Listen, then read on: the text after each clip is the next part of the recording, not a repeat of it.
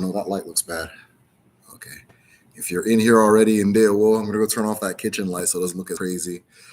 As always, this is YouTube. These live streams may cut whenever. If you stick in, I will thank you for your patience in advance, and I'll just come right back if it does cut. I'll be right back to turn off this crazy light back here.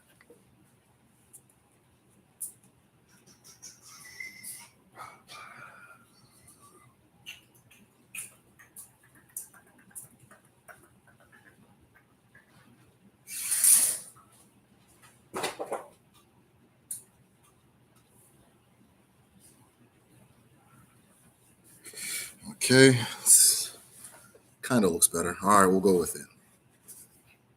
In the house, Uchechi Okonkwo. Well, I think it's Okonkwo until further notice, till we figure it out. But Ndewo.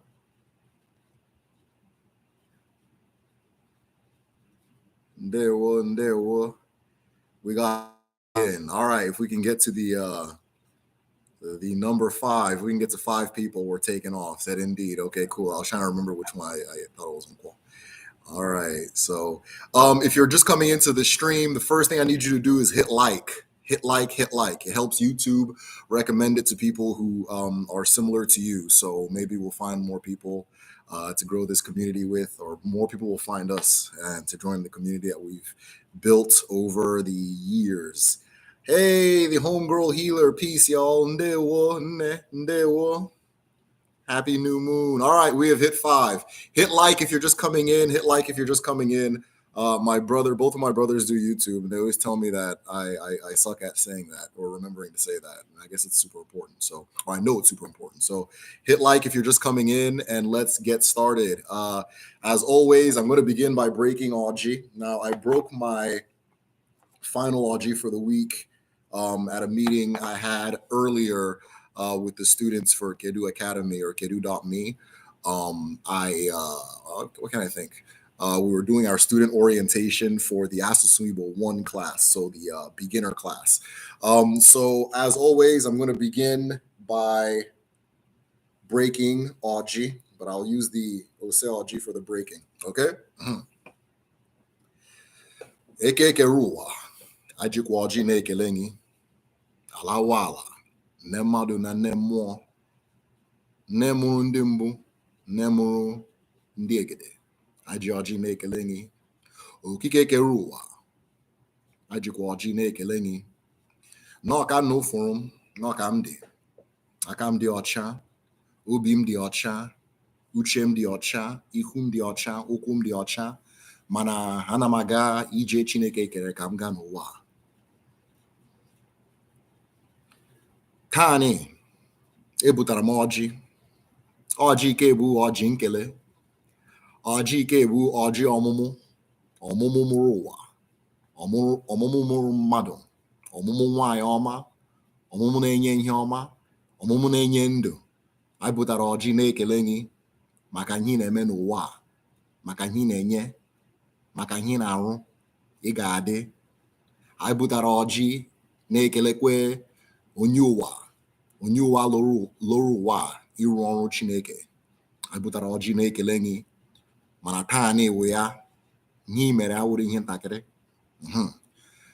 Ọjị ike bụ ọjị anyị ga-eji enwe otu obi. Ọ ga-adị nnọọ n'Eke, dị nnọọ n'Orie, dị nnọọ n'Afọ, dị nnọọ na Nkwọ. Ise. All right, so I put extra sauce on that one. The reason I put extra sauce on that one is we've got a lot to celebrate, a lot to discuss. Of course, this live stream is dedicated to the new moon, Onwa Uzo Arushi, but it's not necessarily a new moon because I am late on this one. The reason I am late is that my wife was delivering our beautiful daughter. She was born on the new moon, so she is my new moon baby. My light. Yes, thank you very much for that. Yes, peace, love, healing, and light. Thank you so much for that. So anyways, yeah, didn't have the opportunity to go live with you guys on the day because I would look crazy in the delivery room. I'd look crazy in the delivering room when my wife is pushing out a baby talking about today is Uzo Arushi. So yeah, congratulations on a new little being of light. Thank you very much. I appreciate it. I appreciate it. In celebration, you guys, I got a lot of good wishes from you guys and like words of encouragement and appreciation. So in honor, we are gonna take a sip. Well, you guys are gonna take it in spirit. I'm gonna take it for real.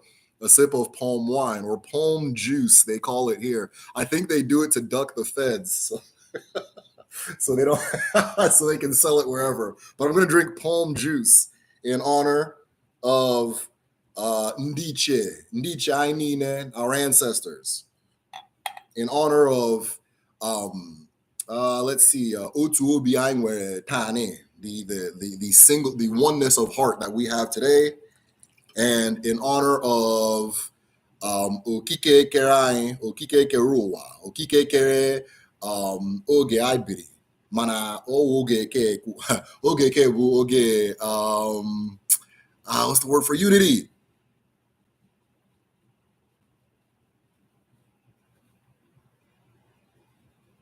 Etito of growth.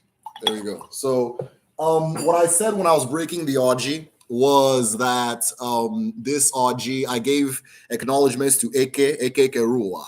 I put Eke first just because I got to see the miracle of womanhood very recently. So that's still very fresh in my mind. So I put her first in honor of what has recently happened in my life.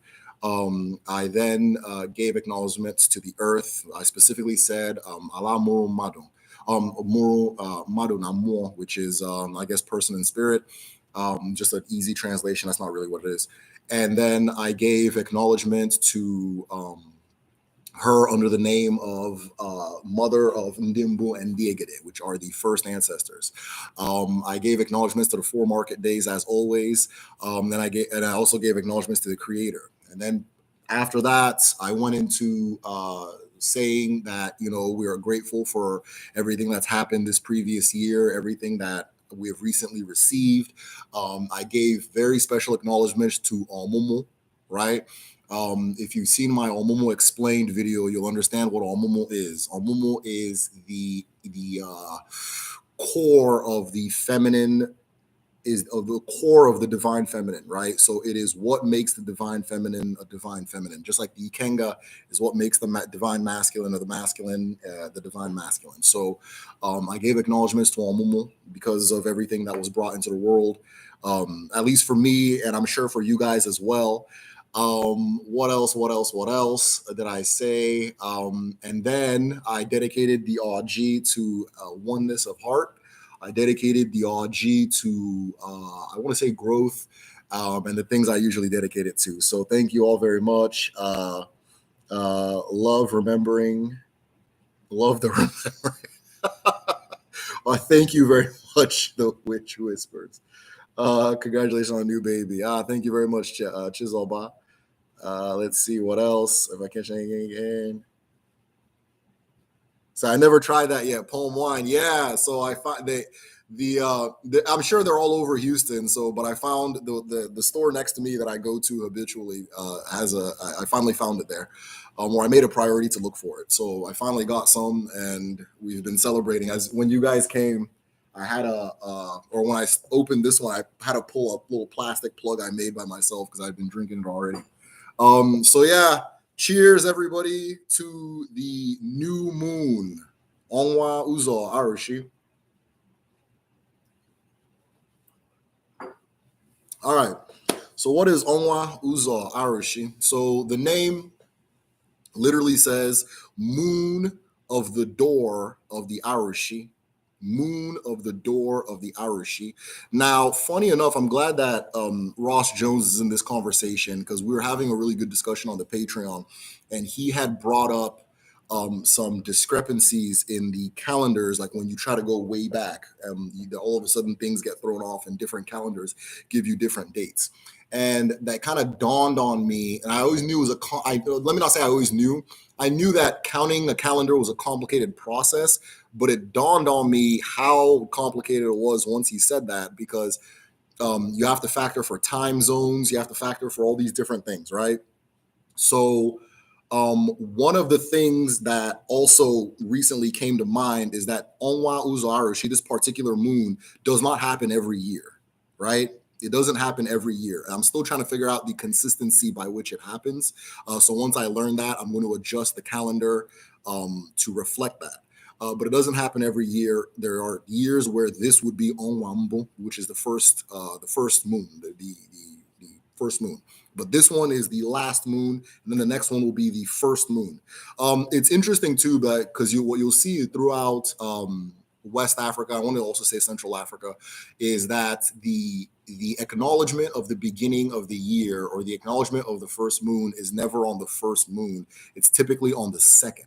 It's typically on the second moon, which I personally theorize is linked to why Mardi Gras, Carnival, and other African-derived New World, not even derived, other African New World cultural festivals happen when they happen.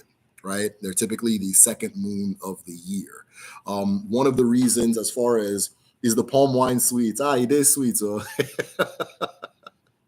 yeah, it's very sweet. I don't think it's alcoholic yet. I think it's just juice. So maybe they're not wrong in calling it palm juice, which is what they called it on the bottle. I thought that was funny. I thought they were just trying to get away from the alcohol laws here, but it might just be the juice. I don't know. I haven't gotten drunk yet.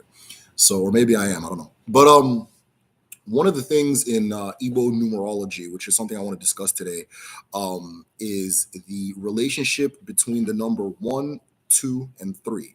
Those three numbers, as far as the way our ancestors saw it. So, what I'm going to discuss today is Igbo numerology, that relationship between 1, 2, and 3, and why a lot of communities see the second moon as the first moon. I'm also going to discuss the concept of the Arushi, what an Arushi is, and how Arushis are built, as well as how you can build your own too, because it can be done, right? So, as far as Igbo numerology goes, the number 1 is incomplete. At the same time, the number 1 is everything, right? I had a good friend that had posted something saying that in Igbo numerology, number 1 is the biggest number. And that, that I understood exactly what he was saying when he said that. So 1, Otu, represents the spark or the creation, the beginning of something, right?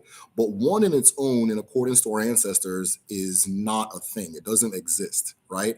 Existence begins when there's 2, Abo, right? Otu, Abo, root word in Abo is to be, right? So 1 is Otu, 2 is Abo. And when two is made from 1, when there's 1 and then 2 come, things begin. That's when the beginning happens. You see this repeated throughout the ancestral understanding of the cosmos. So the individual is both Mado and Mo, and then everything from there pans out with a duality, right? There's Chineke, Alanigwe, all these different things. And all of those things are completed and made real by each other, right? So that if every single person in the world was Moke, man, we would no longer be men, because if it's the existence of woman that allows a man to be a man, it is the existence of man that allows woman to be woman, right? We wouldn't be able to conceptualize those things if there wasn't that other thing that made it real. Chi and Eke, you understand? If there's Chi and there's Eke, and it is through Eke that Chi is real. It becomes a real thing, right? So on and so forth. Alanigwe, sky and earth, they make each other. Without each other, that one would not be, and so forth. And they're all reflections of that cosmic duality that repeats itself again and again and again and again and again. Now, when you have 1 being the spark or the beginning, the Otu, the casting, right? 1. It's also interesting. I haven't looked too much into this, but it's also interesting that in a lot of places in Igbo land, the singularity that began not the beginning of the universe, but the phase the universe was in prior to the phase we're in now, when everything was a singularity, is known as Atu, right? So Utu is also Utu. Now, there's a different inflection on the U's, so I have to look into it to see if there's a connection, but I'm theorizing there is a connection because of the way the number 1 is treated. If I were to present you guys with cola, which I've already broken, right? And I tried to break it and it doesn't break. It remains 1. right? And I try to cut it, and it doesn't naturally cut by itself. I would have to end the meeting, and everybody would have to go home. I'd turn off the live stream, right? In this particular situation, because one is not it by itself is not real. It doesn't. We cannot commence with just one. We need two, right? So oftentimes, what you'll see is on the second moon, Onwa Uzo, you'll see a lot of masquerade festivals, a lot of celebrations. Now, historically, our ancestors didn't have an idea of the new year. The new moon is an observable thing that you can look in the sky and see, okay, the moon has gone through the sky, done a complete 360, 360 through the sky, and it is back to the spot that I first started measuring it at. And therefore, we are dealing with a new year and a lunar calendar, right? It's a measurable thing. That's why you'll see a lot of lunar calendar based cultures will have a lot of holidays that line up with each other and function in roughly the same way, right? But our ancestors don't necessarily say this is a new moon or this is a new year, or not this is a moon. They say this is a new moon, but the idea of a new year or the idea of counting your years is not something that our ancestors encouraged. The mentality of the time was that you only count things in order to reach the end. So the minute I start counting something, I'm counting for the purpose of reaching the end of that thing, right? It's almost like wishing your own end, or wishing maybe say an end to time and that kind of thing. So that was the mentality at that time. I even remember learning that when the British came to Igbo land, one of the issues they had with implementing a census is that you're not supposed to count your wealth and you're not supposed to count your citizens for the same reason, right? You're counting it to see the end of it. Like it's almost like you're trying to fast forward to get to the end, that kind of thing. So you should have palm wine with suya and jollof. My sister-in-law ordered us a lot of Nigerian food from a restaurant. It was called Suya something. So I saw the tray. I was like, oh, it's going to be a big tray of Suya. But it ended up being fried rice, which is not a disappointment, right? But I'm wearing black because of the amount of weight I've put on from eating it. So yeah, duality is a concept seen in many cosmologies. Thank you very much for that. Right. So when two come together, right? When you have one, which is a casting, it doesn't exist on its own. I often use the phrase the chi is unmanifest or it's not real, right? It's a way to conveniently say this idea in English. The chi alone does not exist. Chi alone does not exist. Chi exists by way of eke. It is eke that makes chi a real thing, right? That type of thing. So there's one, there's two, and then when two come together, they create three, which is ato, right? So the third is the number of the ikenga, right? It is the number of the universe we are in. We are in the third segment of creation, or the third house of creation, also known in the four market days as Afo, right? So that third one, that third space is where whatever purpose those two came, or let me put it this way, whatever purpose the two came to achieve, the strength by which it is achieved is delivered in three, right? So if the two of us sit down and have a meeting and we're here to talk, we can't start talking until we both are together, right? So there's one, I'm here, the meeting doesn't exist yet. You arrive, the meeting is real, we begin talking. That talking is the ikenga of the meeting, the kinetic energy of the meeting, the energy by which our purpose is achieved, right? In men, both men and women have ikenga and omomo, right? In men, it is said that at peak, or men channel ikenga at a higher level, women channel omomo at a higher level, right? That type of thing. There are women that are going to lean this way and men that are going to lean this way, but it's, it's just what it is. One is not better than the other. A lot of times when I say something is for men and something's for women, there's this, people do this thing where they automatically assume the man one is better. And then they kind of just drop the woman one and start asking about the man one, that kind of thing. So, we've talked enough, but I don't think you guys think like that. So, let me see if there's any more comments. Congratulations to little Uchechi. Oh, so my name, I wanted to name our daughter Uchechi, but I didn't win. It wasn't my turn to name. It was my wife's turn. So she named my daughter Olanna, right? Olanna, which is her father's jewel. Her father's jewel, right? And so that's my daughter's name. I love it more than Uchechi. So whoever said that, I want to say I was talking to the patrons. I know you're on Patreon. As far as which name we were trying to name the daughter, but I got to name Namdi, so she's gonna name the daughter. But yeah, anyways, so back to that. So the three ends up being the number of Ikenga, right? So that is why in a lot of times with the Igbo calendar, the first moon is not the moon that you say, yay, the new year has begun. It's sometimes the second moon, or most of the time the second moon, or never, or you don't do that. But you'll see a lot of celebrations on that second moon that's coming up, which is going to be March-ish, sometime in March, I believe. But anyways, as far as this particular moon, Uzo Arushi, now what happens during this moon is going to differ from community to community, right? But in this moon, you're going to see masquerades that are connected again to Agun, which is what you also see in the Onwa Agun, right? The I want to say the sixth or seventh moon, right? You're also going to see that on the seventh moon, right? So you're going to see ones connected to this one as well. Now, one of the things I wanted to look at, but I wasn't able to confirm, was whether the Mbari house was built in this moon.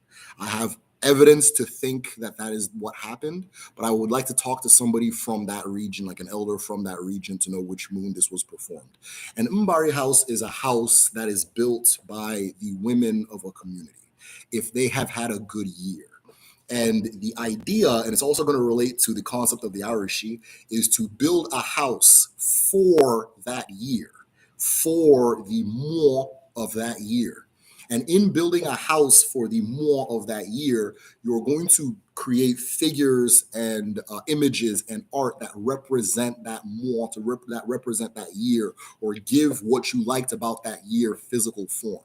Right? So the Mbari house is built to house the spirits of a good year, specifically by the women in a community. So if the women say, we've had a great year, it's going to be built. If the women were pissed off all year and things weren't working out, they're going to skip this one. They don't want to give this one a house, right? They're going to gather together as a group. They're going to specifically use termite sand, the termite sand. If you have watched my video on, it wasn't a video, but it was a clip within a video about how human beings were created. The story goes that both man and woman, two mounds rose from the earth, one housing man, one housing woman, and they were both struck by bolts of lightning. I'm paraphrasing. Bolts of lightning, and man and woman emerged, and that's how human beings came into the earth, right? The mound also being a symbol of Omumu.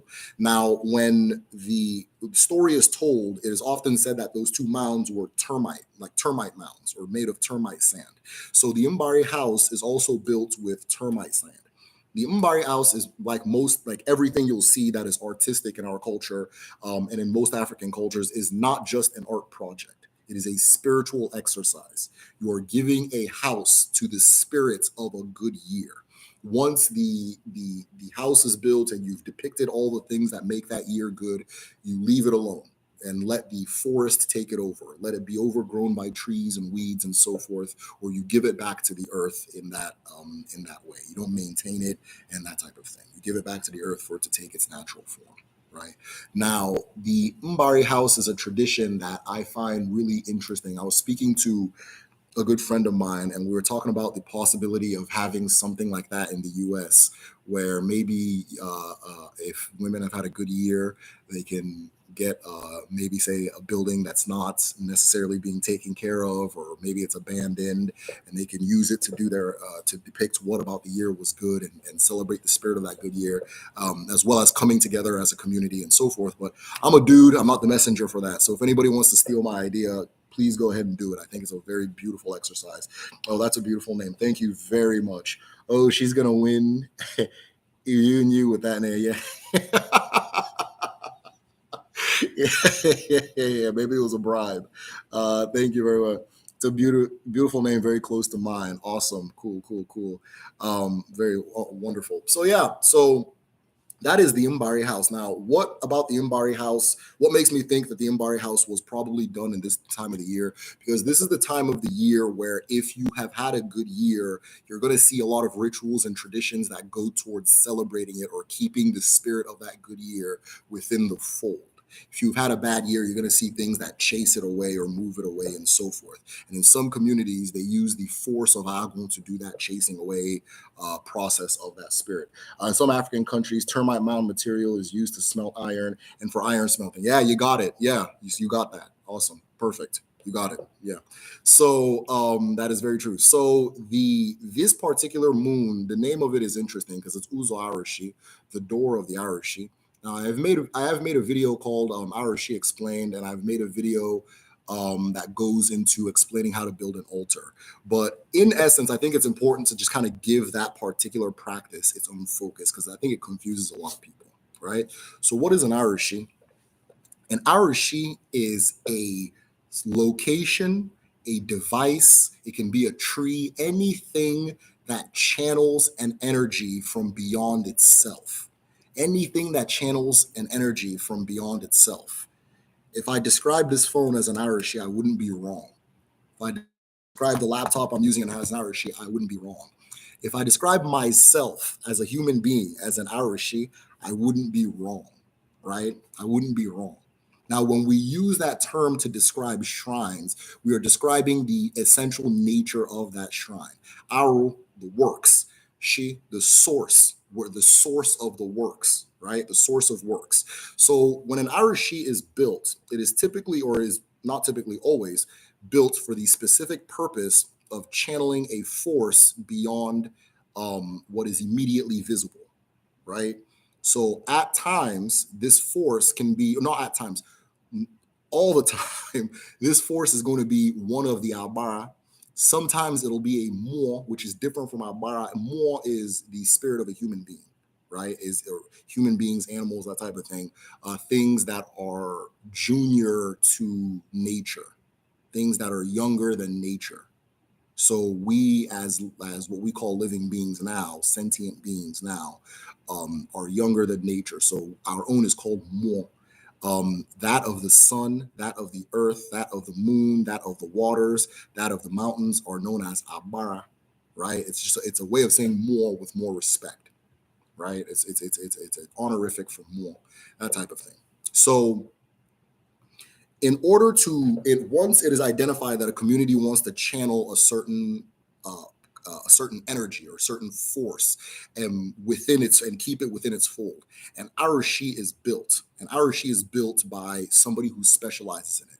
Now, what is very interesting about the concept of the Arushi being built is that it doesn't necessarily always begin as a community project. An individual can build an Arushi for themselves, and they say, I want to build this to channel the spirit of protection. I want to build this to channel the spirit of abundance. I want to build this to channel the spirit of strength or victory. I want to build this to channel the spirit of peace, right?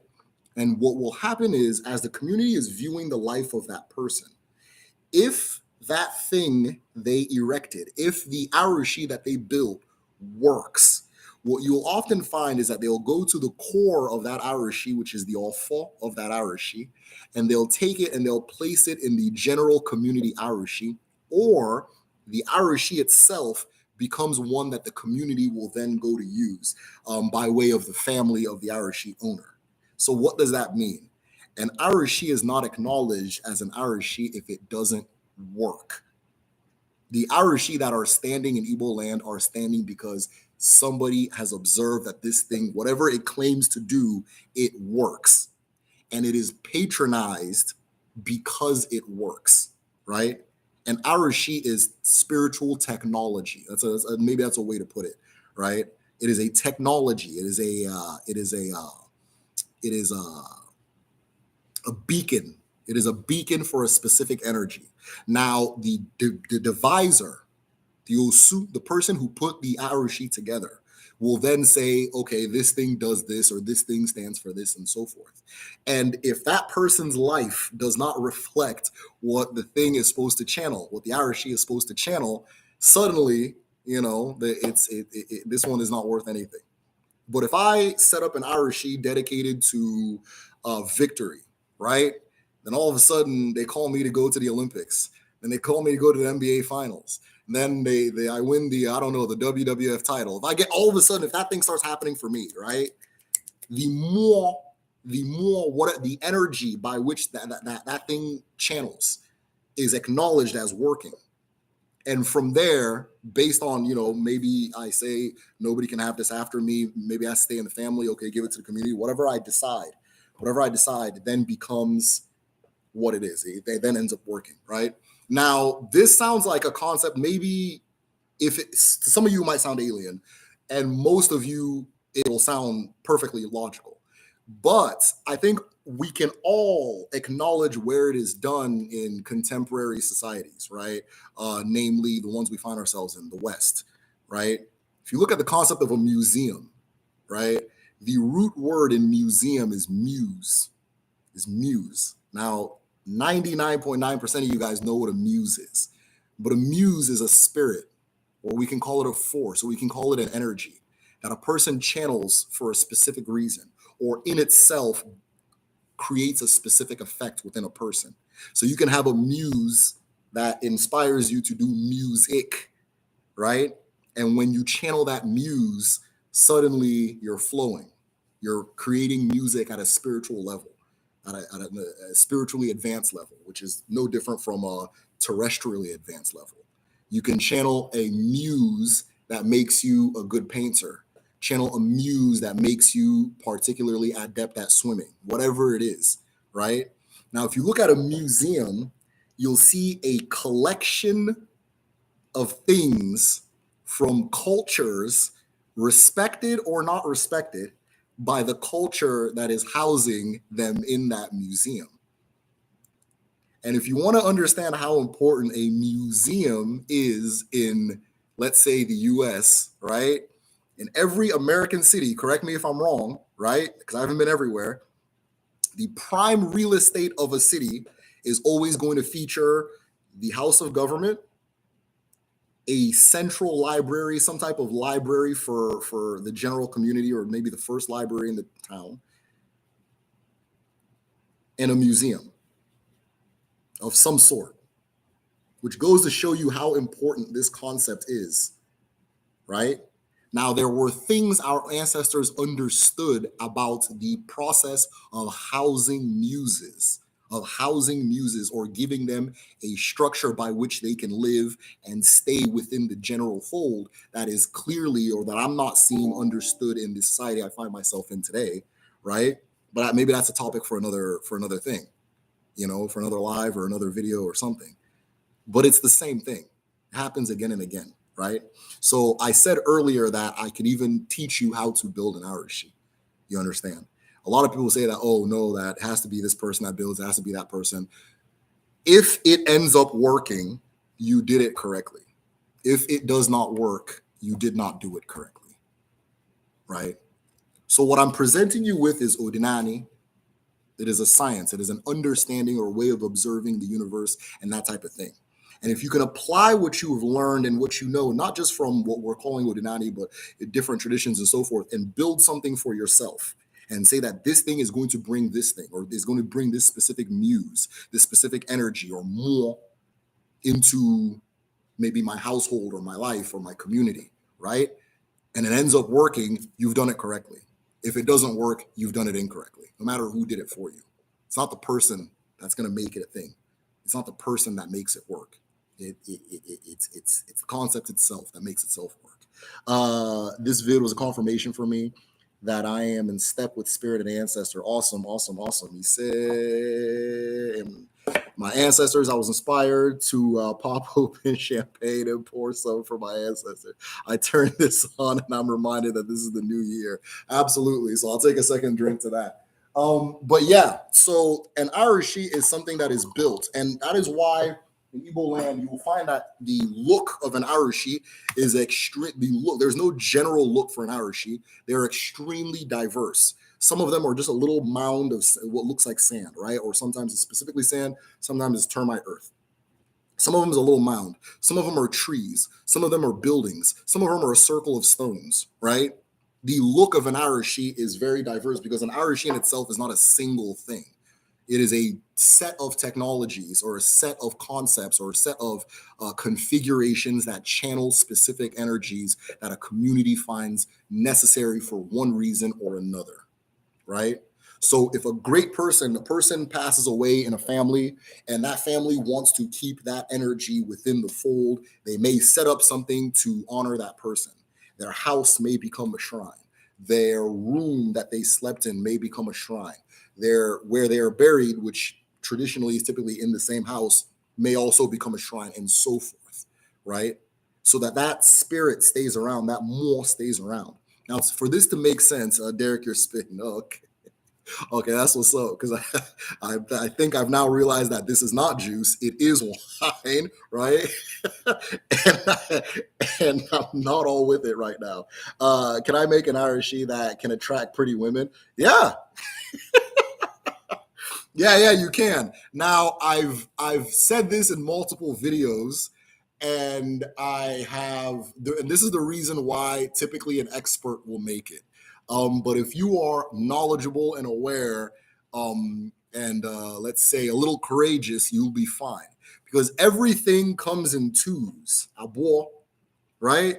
So you may have something that brings pretty women, but it's also going to bring something else, right? A lot of pretty women will tell you that their beauty also brings danger at the exact same time, right? The thing that brings them attention also brings them danger, or that same attention and the danger that comes with it are one and the same, right?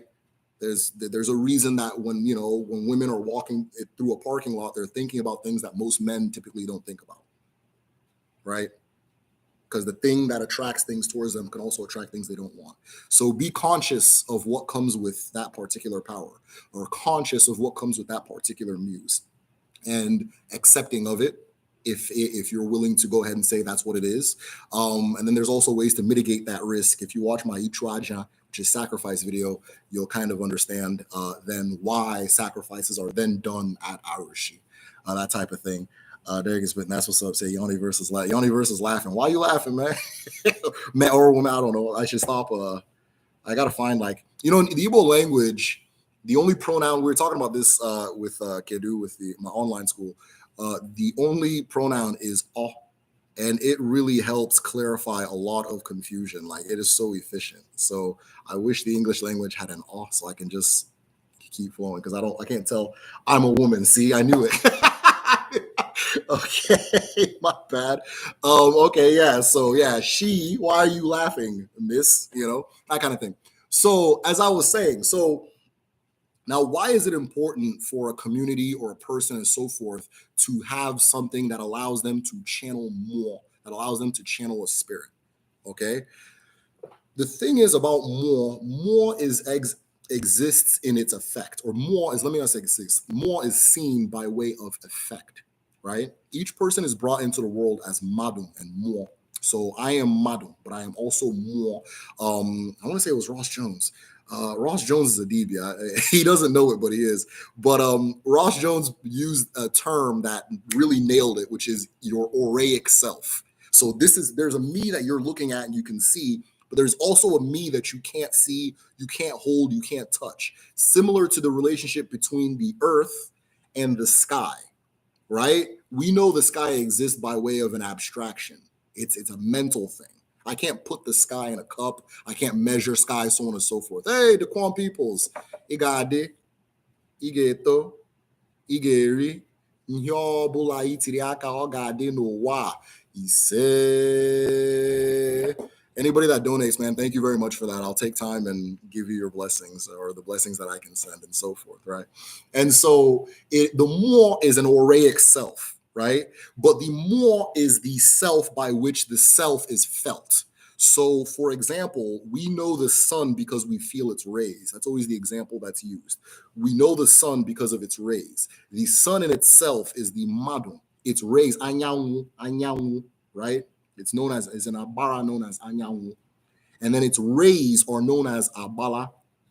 Now, abala in the, I want to say kind of central Anambra area is how they'll say abala. In my dialect, we say abara, right? We say abara. So that the rays that come from the sun is the one by which we feel the power of the sun and the effect of the sun and everything that is the sun for out beyond the sun itself is felt by way of that, right? There are certain people's names that you'll say, and it'll get the room will get chilly. You understand? There are certain people's names you'll say, and everybody will start smiling and laughing. There are certain people's names you'll say, and everybody will start feeling a little bit more courageous, right? When I go to my altar, which is an Arushi, I say the name of my ancestors. You know, I start from as far back as I can go. Na ejike, ne menaha, na ukwebu, no father Onwa, na kaweze. These are all my fathers that are not alive anymore. By the time I'm done saying all their names, there's a feeling I get. And for those of you who are of similar practice, who do the same thing, which is universal in African traditions, you'll know what I'm talking about. That's why I always say it's very important when you go to your altar to use the specific names of your ancestors, right? Saying the ancestors is all right, but try to use a specific name of your ancestors. Now, there are people who are not going to be able to trace back as far as others. There are people who are not going to be able to trace back at all. So that's unfortunate. But you can also use Eke, Orie, Afo, and Nkwo.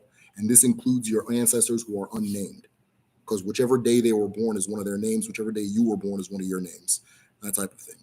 I love the Igbo language, Yoni verse. Yeah, come hang out with us at Kedu.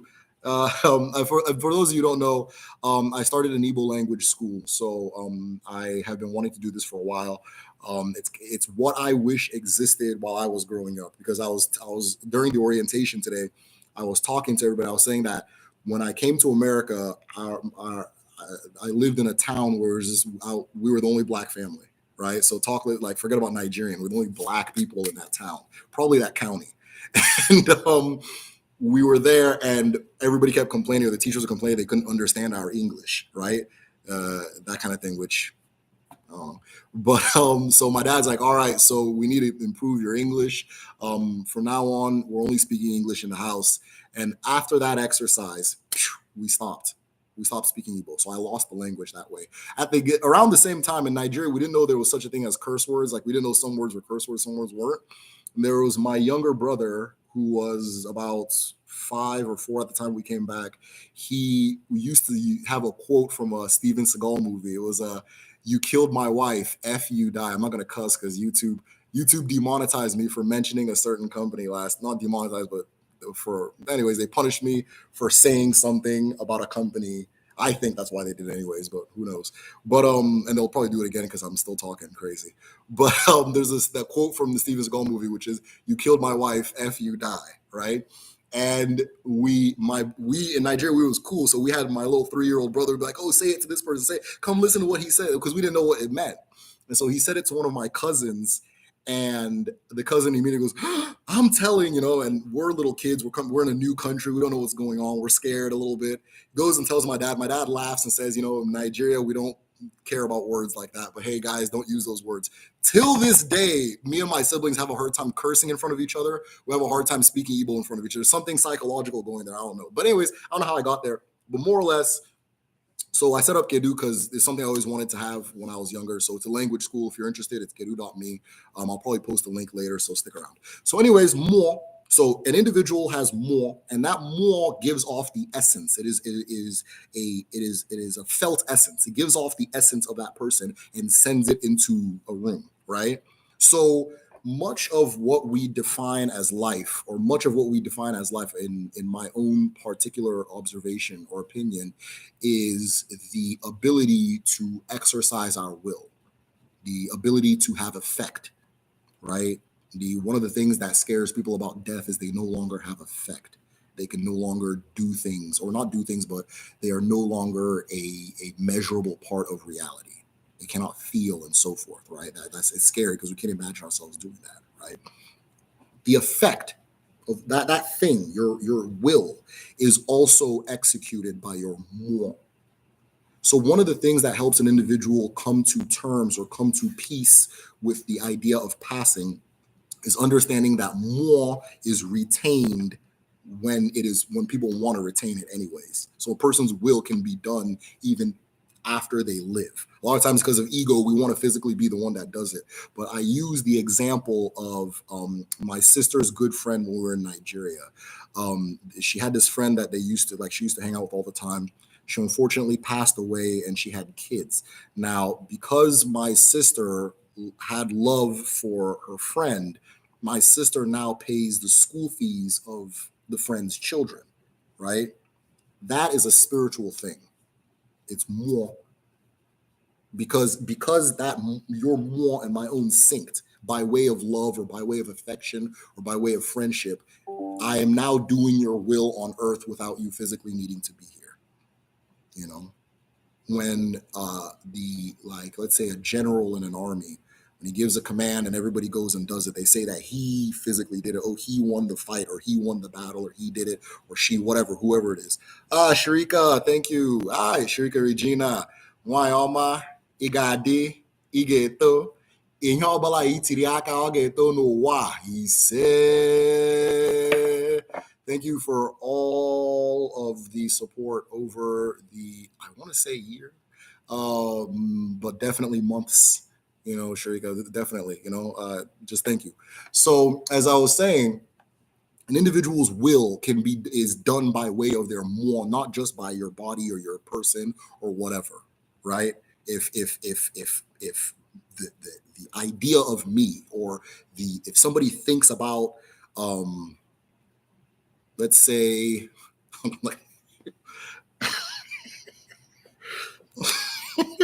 I was going to use a really funny example, but I decided to chill out. If the spirit of, let's say, the spirit of Michael Vick inspires a person to be a great quarterback, right? If the spirit of Michael Vick inspires you to do as Michael Vick did, right? That is more. It is as effective in the world as your physical hands, as me lifting this thing. I can lift this thing by way of my memory, by way of what people feel about me, by way of my essence, by way of my aura. It does as much lifting as my hands, right? In fact, when it comes to a lot of Igbo spirituality, somebody said, "Oh my, hey Jada, what's up?" Yes, the vibrations. I feel the vibrations of Eke Urie Afon, wonderful. It's like someone hit me with a tuning fork. Okay, cool. I love that. Yeah. So your essence can do as much lifting as your hand. A lot of times we limit ourselves to this physical self. But there's a way that I can, in my essence alone, can make you me, and then you go do my will. That's a part of spirit work, right? With women who are spiritual in their advancement, because their seat of strength, their seat of where their ikenga sits is omomo, right? Because of theirs, there's an emphasis in a lot of our tradition with not moving and being able to make things happen, right? So that when a woman becomes an elder, sometimes sometimes where I'm from, in my specific community, if a woman has 10 children and passes menopause, she earns what is called, or passes the age of menopause, or goes through menopause, she earns uduenyi, which are elephant tusks on her, or like anklets made of elephant, like I call them anklets, but they're gigantic, made of elephant tusks. And when she walks, she is escorted by people. But typically she's not supposed to walk. She's supposed to sit still, and the world does for her, right? And that typically represents, usually she's old at this point, maybe walking is not optimal, that kind of thing. And the world does for her. Now she can still walk and do what she wants to do or whatever. But once she's wearing those things, it's to symbolize that she has reached a high level of that thing, the thing that she came into the world to do, or her seat of power shown by way of either her achievements, her age, or her children. It's shown by way of that. My womanhood it revealed itself by way of this thing, and now that y'all can see it, you got to honor me, that kind of thing, right? So, but there's a lot of stillness with that. There's the concept of Omomo is very intimately tied with stillness, which is tied into the concept of Udi, right? Udi is oh God, I could do a whole video or a whole live on Udi, but Udi is stillness, right? So when you get a drum like the Udu, I don't know if you guys have seen it, I'm saying it wrong, but there's a drum in in Igbo culture known as the Udu, where it's a vase, right?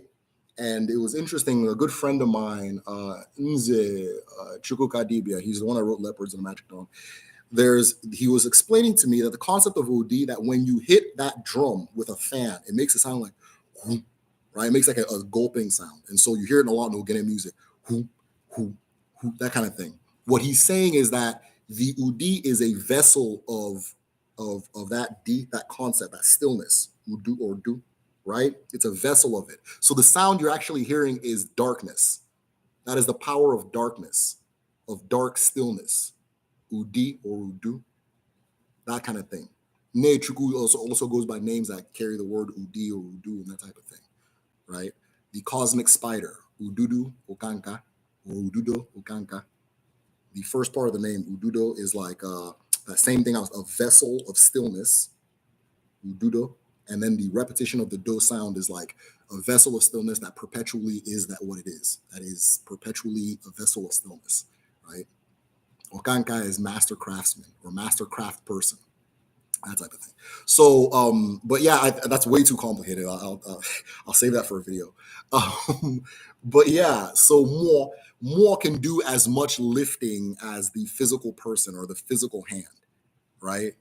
That type of thing. The memory of certain people, right? If I'm going to work and these people are, there was when Roots came out, they said that there was like an outbreak of young African Americans beating up tax-paying Americans, as I think that's the term they use for it, or assaulting them, things like that. Because you'd watch that, and the spirit of that thing will make some people act out that way.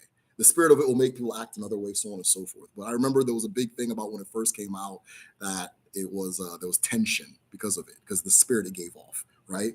More is also channeled through music, right?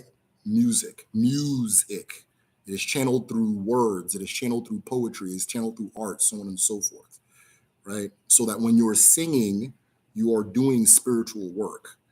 When you're doing your art, you are doing spiritual work. When you're working with the muses and giving more physical form by way of art, you're building an Arushi, even if you don't know it. Unless it's like video on the components of the Ogene music will be dope as well. Yes, I will definitely be doing that one. How do you spell the master crafts? Okay, let me spell it out. I'm going to type it. Ududo Okanka. Also known as Udide. And Ududo and Udide say this generally the same thing. So, but that D or that do or do, it's stillness. And it also relates to stillness, darkness, and equilibrium.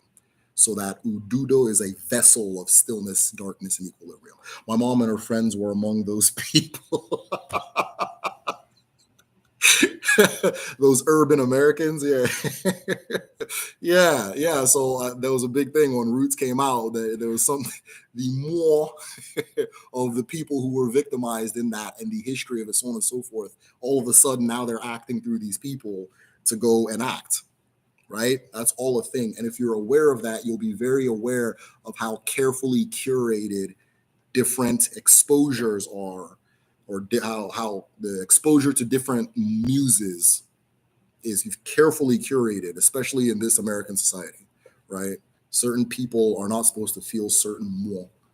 The example I always use, though there's others, the example I always use is the Osama bin Laden, right? When they killed Osama bin Laden, they didn't make a big deal of it. They didn't make an event of it. They didn't try to have anything iconic about it. They made sure to dispose of his body in a place where people can't find or identify, so on and so forth. They made it as low key as possible. Because if they would have buried him in a specific place in the ground and said he's right there, that when a person goes to that place becomes an Arushi, and they can channel his muse by going there.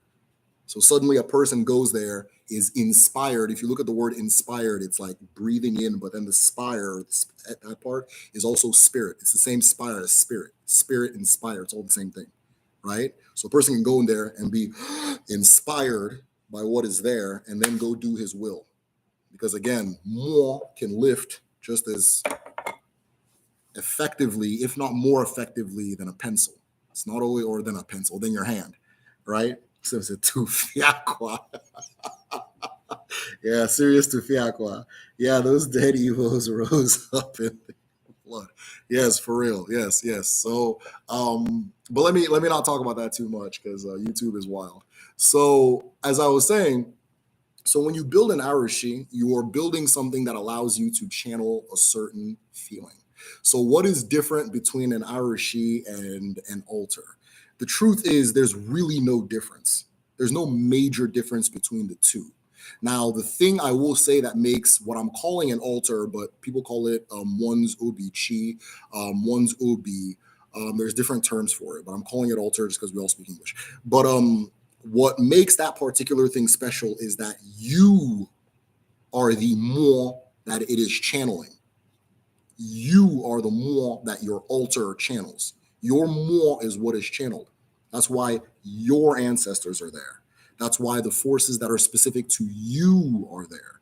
That's why if you on our group chat, our Patreon group chat, we had I think it was like two, three, maybe even four meetings ago or discussions ago, we were talking about when you build Ubunsi, when you build like what they call a charm, right? If it works, if it is effective, if those who were the patrons that were there and remember, if it works and it's effective, you keep it on your altar. You don't throw it away. You keep it on your specific altar, right? Because it has your more on it. It effectively showed its ability to channel your more. If you say, I'm building this thing in order to channel strength, and you wear it as a necklace or you keep it in your pocket and it actually works and effectively channels strength for you, but you don't need it right now, you keep it at your altar. So the altar is a physical representation of your eke, right? So oftentimes I say eke, I don't do eke justice because I say your physical existence, right? But your eke goes well beyond your physical existence. It goes all the way back to your ancestors, right?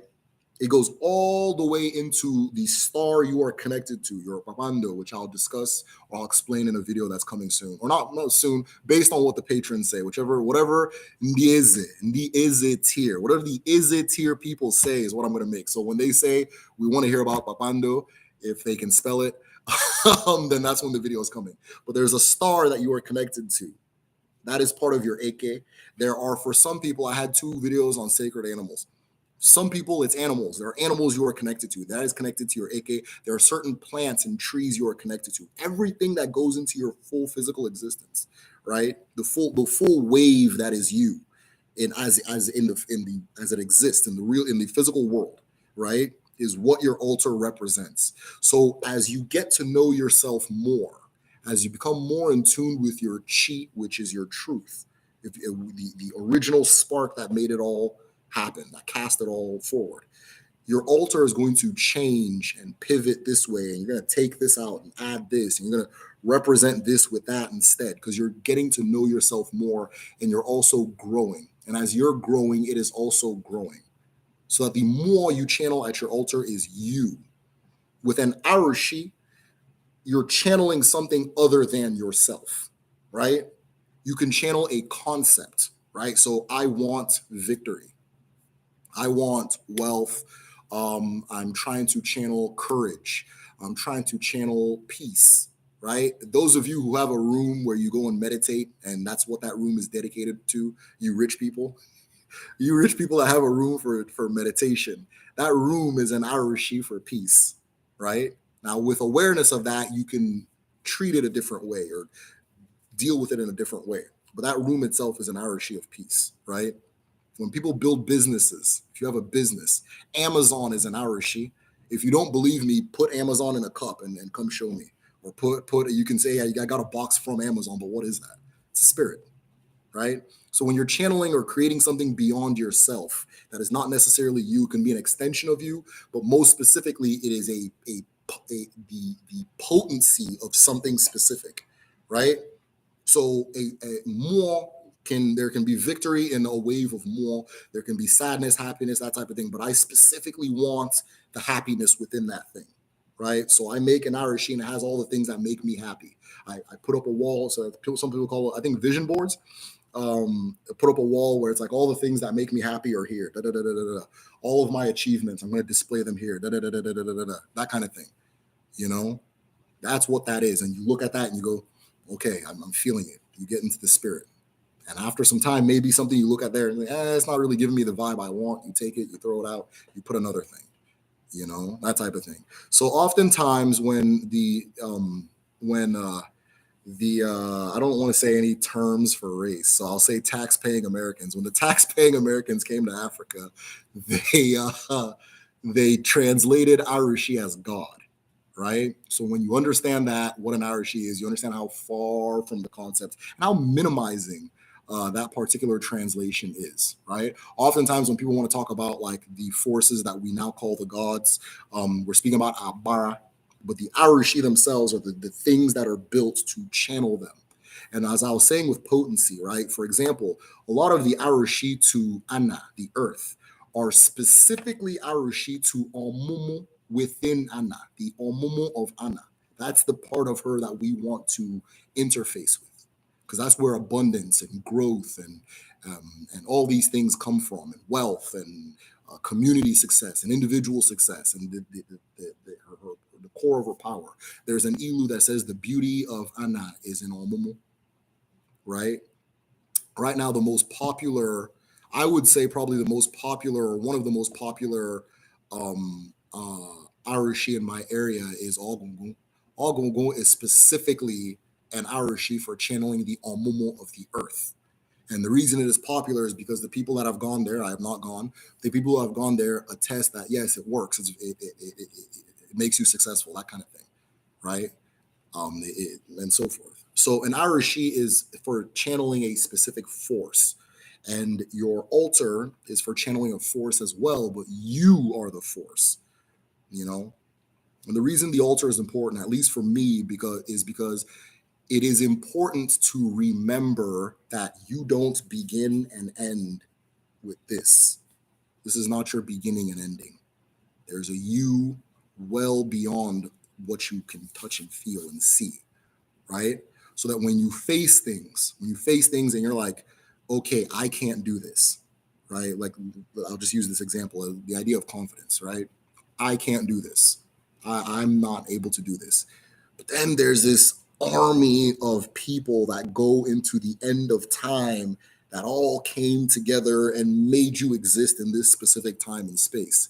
Now, if you remember that in the morning, you're gonna have a really hard time saying something as ridiculous as I can't, blah, blah, blah, blah, blah, blah, blah. Because one of them probably did it, you know? One of them probably did it, and you're an extension of them, whether you believe it or not, whether you see you think I'm just saying these things because whatever. You're an extension of them. You're the exact same thing. There's nothing I'm doing right now that my son can't do. I'm saying this right now that he's 3 years old. You understand? And all I'm doing is talking. Where do you get the Igbo woolly hat? Wagon. Just anywhere, Amazon, all these different places. It's made in different places in the world. Igbo land. Sometimes they make it in Europe. Sometimes they make it in China. So wherever you want to buy it is fine. There's nothing strict on that. Not tax paying. I wanted to make a book on dog whistles and I think that dog whistles, like different terms that we use in this country for different things.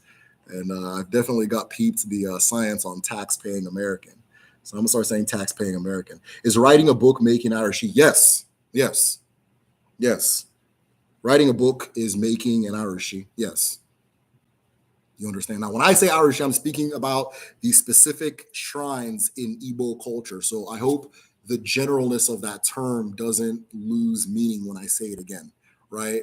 When I say it in context of what we discussed, that's what I'm talking about. But a book is very much a spirit. Let me grab one right here. This one right here. This is Ikenga for me, right? This is Ikenga for me. I open this book, I'll read a few pages, and in it, Kobe Bryant is talking about how, he was really happy as I think a 7-year-old or maybe a 6-year-old when he figured out how to dribble with his left hand because he realized that no kids can defend on the left side. I'm like, wow, to be that young and thinking like that, that's something else. And all of a sudden I put the book down and I think I'm Kobe Bryant, right? Now I can do all types of stuff, and I'm trying to use my head to think through problems and constantly improve myself and all these different things, right? So by having this book here, I channel that particular part of his essence, right? That particular part of his essence. Now, here's the thing: you are what you are interpreted. How do I put this? You are who the person observing you interprets you as, right? You are who the person observing you interprets you as. So you can pretend to be courageous, and people will interpret you as a courageous person. And then when your essence is felt, they feel courageous, even though you're not courageous, right? You are to me who I see, and I am to you who you see, and so forth, right? One of the safest things you can do is try to live in your truth as much as possible, but that is a lifelong journey. It doesn't happen immediately. You won't know it until you know it, and even when you know it, there's a lot more becoming you there is to be there that's possible. Influence, yes, is a part of it. I bet you if you look at the etymology of influence, it'd be interesting, but I don't know it, so let me not say it. So creating a space for our future business is considered Ikenga Arushi. Absolutely, absolutely, absolutely. Let me put it this way: in traditional Igbo society, if I'm a smith, and I always use this example because it really illustrates it well, but I also use the farming example. If I'm a smith, I'm going to enter my community's smithing society. In that smithing society, I'm going to take an oath to whomever brought that craft to our people. So oftentimes in Igbo land, specific skills are kept within specific village folds, right? We don't teach outsiders this thing because it is our intellectual property within this place. There's a place in Igbo land known as, I'm going to say it wrong, Akwete. Oh, wow, Universe. Igade, Igeto, Igamu. Ihe ọbụla itiri aka n'ụwa ọ ga-adị n'ụwa ise. Thank you very much for that. Appreciate it, Universe. Oh, I can see your face a lot more clearly now. And yes, you are very obviously a woman. My bad. So yeah. So, like for example, the community of Akwete, they make a very specific cloth known as Akwete fabric. The only way you can learn how to make akwete, like real akwete, they make fake ones all over the place, but the real one that feel heavy when you wear it and you know that this is the actual akwete is if you marry into the community or if you're a daughter of that community. The men can't even learn how to do it, right? In places in Anyama and Igbo land, there's a place called Anyama and Igbo land. They have similar thing, Akwacha, where only way you can learn it is marry in or be a daughter of that land, right? So if I'm a smith, I'm going to take an oath to whomever brought that craft to our people, right? There's going to be an arushi for that person's spirit. And the oath I'm taking is I'm going to keep keep it a secret. I'm going to maintain brotherhood with all the other people that know it. And then, I'm not going to lie. I'm not going to use my craft to take advantage of others. I'm not going to steal. All these different oaths you're going to take before you receive your tools for doing that thing. The tools for smithing are awful. They are an awful. They are treated as sacred objects. There's very specific ways you put them away, you use them, so on and so forth. There's very specific rules for applying them, right? This one's not going to fly in today's day and age, but in a lot of communities, you're not allowed to have, women are not allowed to touch your utensils for smithing. That's one of the things you take an oath and promise you're not going to do, right? That kind of thing. So when I say that a business is an arushi, I absolutely mean it. For our ancestors, a barn, the obaji, right? For a barn,